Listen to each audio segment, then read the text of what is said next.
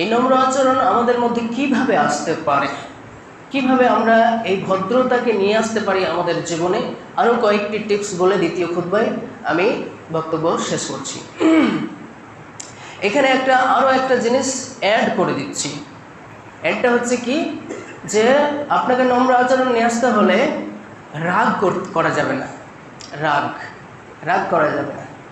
রাগ মানে, আল্লাহ রসুল সাল্লাল্লাহু আলাইহি সাল্লামের কাছে একজন আসলেন, এসে বলছেন, আউসিনি, হে আল্লাহ রসুল। বুখারী শরীফের হাদিস, 6116 নম্বর হাদিস আপনারা পেয়ে যাবেন। তো সেখানে বলা হচ্ছে, আল্লাহ রসুল আমাকে কিছু উপদেশ দিন। তো আল্লাহ রসুল বলছেন, লা তাকজাব, তুমি রাগ করবে না। তো ঠিক আছে, রাগ করবো না, এই উপদেশ। তারপরে আবার গেলেন, আল্লাহ রসুল আমাকে কিছু উপদেশ দেন। আল্লাহ রসুল আবারও বলছেন, লা তাকজাব, তুমি রাগ করবে না। মানে আল্লাহ রসুলের কথার যে ওজন এতটা, সে বুঝতে পারে না। ঠিক আছে, রাগ করবো না। আল্লাহ রসুল ওকে বারবার বলছে তুমি রাগ করবে না। ফারাদ্দা মিরারান ক্বালা লা তাকজাব, মানে কয়েকবার বলছে। তো উনি সাধারণ মনে করছেন, রাগ আপনার আসবেই, এটা চূড়ান্ত। প্রতিপক্ষ, আপনার প্রতিবেশী আপনার কিছু ক্ষতি করে দিয়েছে, তাতে আপনার একেবারে 100 ডিগ্রিতে রাগ উঠে গেছে। কী করবেন এবার? আপনি তো ওই টোটো বা টুকটুকি নিয়ে যাচ্ছিলেন, নিয়ে যেতে যেতে আরেকটা গাড়িতে একবারে দিল ধাক্কা লেগে আপনার পিছনকার সাইডটা একটু ভেঙে গেছে। কি করবেন এবার? আপনি কি করবেন? রাগ তো আপনার ব্যাপক উঠে গেছে। এখানে আপনার ব্যাপক ক্ষমতা আছে, ব্যাপক ক্ষমতা। এই রাগকে আপনাকে প্রথমে বরদাস্ত করতে হবে। পারবেন? যদি আপনি পারেন তাহলে আপনি সাকসেস, মানে আপনার মধ্যে ভদ্রতা আছে, বা তার সঙ্গে একটা বিনয়ের সঙ্গে ভদ্রভাবে কথা বললেন।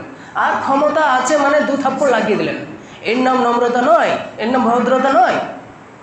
একে ভদ্রতা বলে না। ক্ষমতা আছে বলে আপনি যে তাকে মেরে দিলেন, এমনটা করা যাবে না। মানে যে লা তাকজাব বলা হয়েছে, যে তুমি রাগ করবে না, রাগকে বরদাস্ত করতে হবে। আল্লাহ রসুল সাল্লাল্লাহু আলাইহি সাল্লাম, আবু হুরায়রা হতেই বর্ণিত, বুখারী শরীফের আরও একটি হাদিস, 6114 নম্বর হাদিস। সেখানে আল্লাহ রসুল সাল্লাল্লাহু আলাইহি সাল্লাম বলছেন, হ্যাঁ সাহাবাবর্গগণ শোনো, তোমরা মনে রাখবে, তোমরা কাকে শক্তিশালী বলছো? যার ক্ষমতা, যে মোটা বা তার শক্তি অনেক, যে কুস্তিতে অন্যকে হারিয়ে দেয়, সে শক্তিশালী না, এই শক্তিশালী নয়।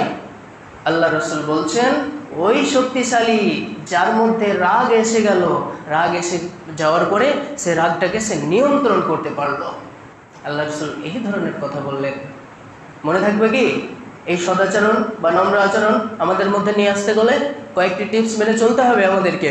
প্রথম, আবার সূচনা দিই, লোকমান হাকিমের যে উপদেশ, সালাত প্রতিষ্ঠা করা, মানুষকে সৎ আদেশ দেওয়া, অন্যায় কাজের বাধা প্রদান করা, মানুষের সংসর্গ থেকে নিজেকে একাকিত্ব মনে না করা, নিজেকে অহংকারী বোধ না করা, নিজেকে জমিনে দাম্ভিকতার সাথে না চলা, এগুলো যদি মেনে চলেন, নিজের কণ্ঠস্বর, নিজের আওয়াজকে বিনয় রাখা, মিষ্টি সুর ভাষা রাখা, তারপরে ধৈর্য ধারণ করা, এই কতগুলি টিপস আমরা যখন মেনে চলব, তখন আমাদের মধ্যে ভদ্রতা, নম্রতা অটোমেটিক্যালি চলে আসবে ইনশাআল্লাহ।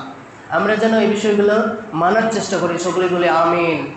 আমাদের মধ্যে যাদের এই বিষয়টা নাই, তারা নিজেকে প্রয়োগ করার চেষ্টা করুন।